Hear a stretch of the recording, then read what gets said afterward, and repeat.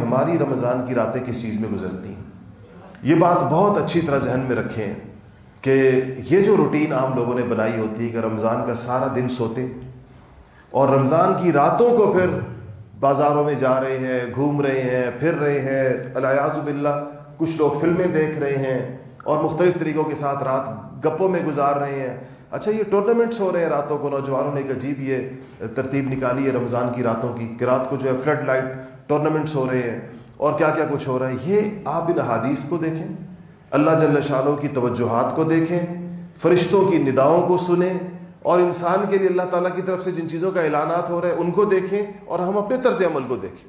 کہ عام دنوں سے بھی زیادہ غفلت اپنے اوپر طاری کر دیتے ہیں۔ یعنی جو کھیل وغیرہ جو ویسے عام دنوں میں تو ٹھیک ہے، کھیلنے کا کوئی اس کی مثبت چیزیں بھی ہو سکتی ہیں اسپورٹس کی، لیکن ظاہر بات ہے کہ رمضان جیسی راتوں میں، اتنی قیمتی راتوں میں تو یہ رواج ختم کرنے چاہیے، اور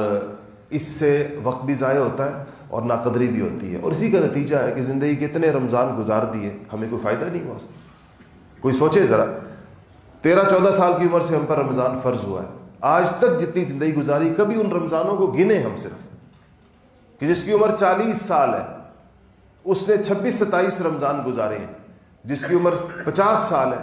اس نے 36-37 رمضان ایسے گزارے ہیں جو ہر رمضان اس کی مغفرت کا پیغام لے کر آیا تھا، اور ہر رمضان اس کی بخشش کا پروانہ لے کر آیا تھا، اور ہر رمضان اس کو اللہ تعالیٰ کے قریب کرنے کے لیے آیا تھا، اور ہر رمضان اسے گناہ چھڑانے کے لیے آیا تھا، ہر رمضان اس کو تقوی کی دولت سے مالا مال کرنے کے لیے آیا تھا کہ ہم نے حاصل کی،